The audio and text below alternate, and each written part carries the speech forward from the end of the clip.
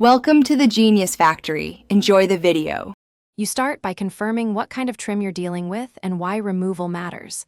Clips need prying, adhesives need heat. Once done, protect surrounding paint with low-tack tape and lay towels.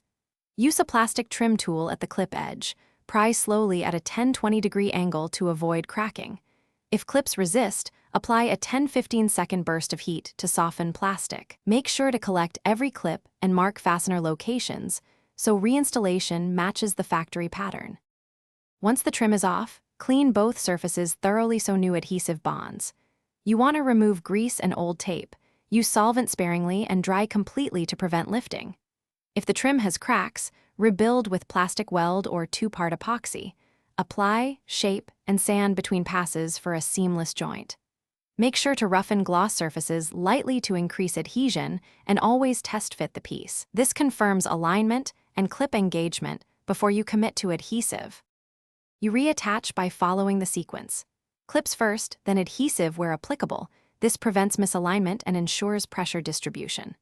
Apply double-sided automotive tape or a bead of polyurethane, align the trim, then press firmly along the length for the adhesive's recommended dwell time.